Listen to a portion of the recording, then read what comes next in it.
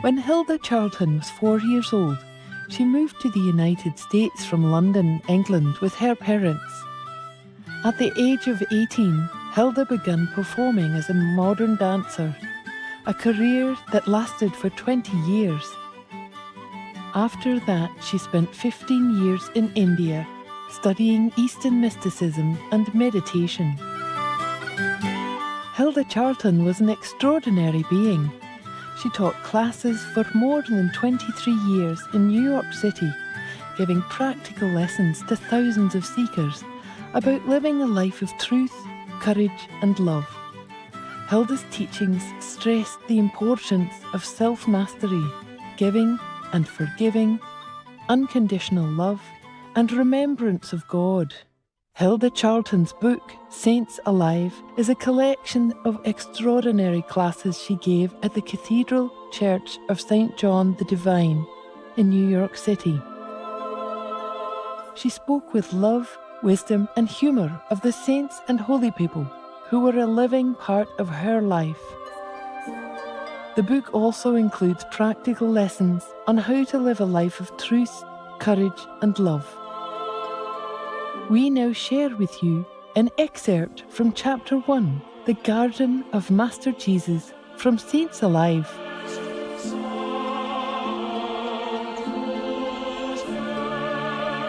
With the coming of Jesus to me came his saints also, Saint Teresa, Saint Martin de Porres, Saint Anne. One day I was feeling ill, and in my sleep I saw Mary.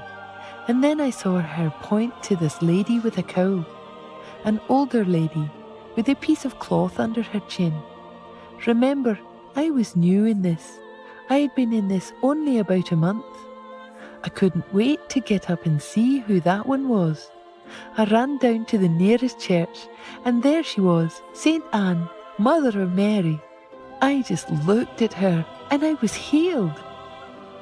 It was so much fun to meet my friends of past lives and remember them again. Are you understanding? We don't meet them for the first time in this life, for goodness sake. This is just remembering and a new hello to them.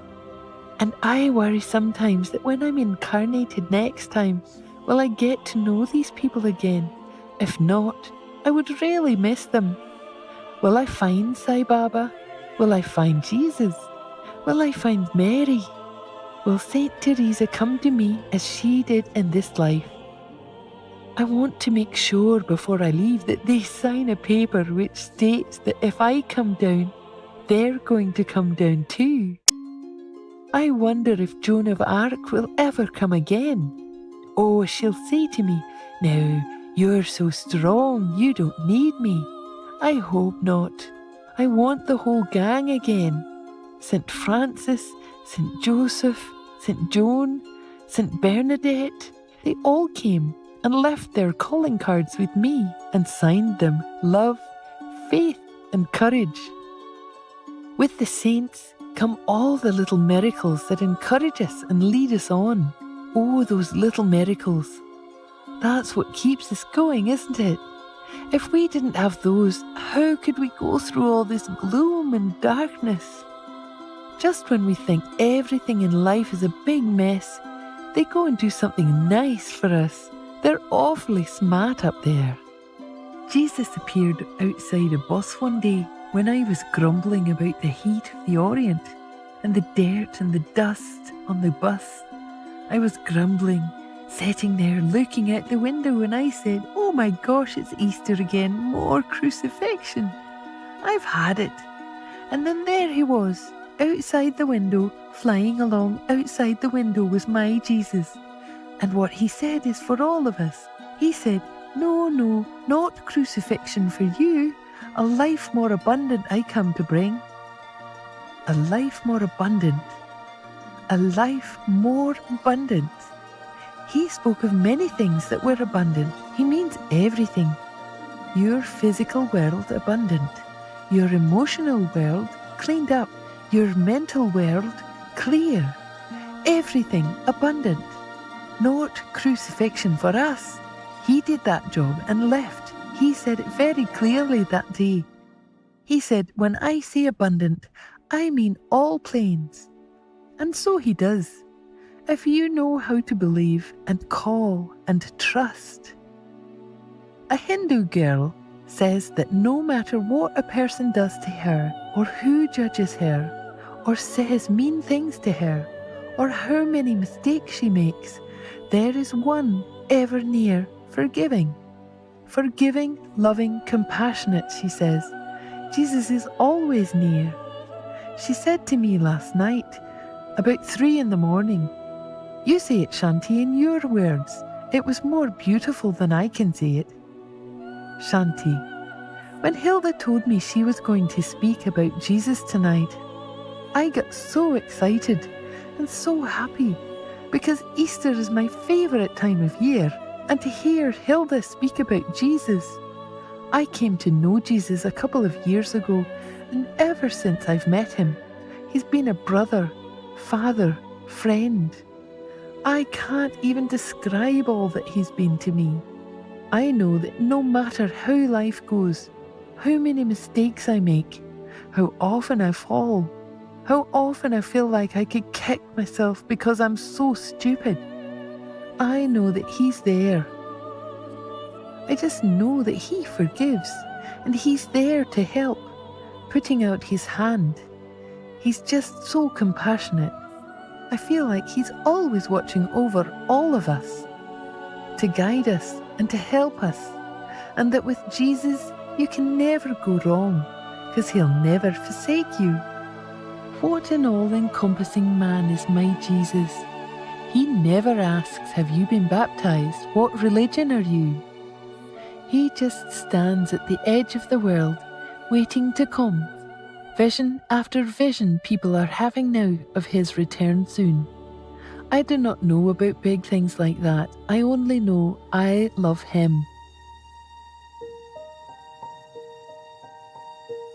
Moses and Jesus were both let down by their close ones, the ones for whom they sacrificed.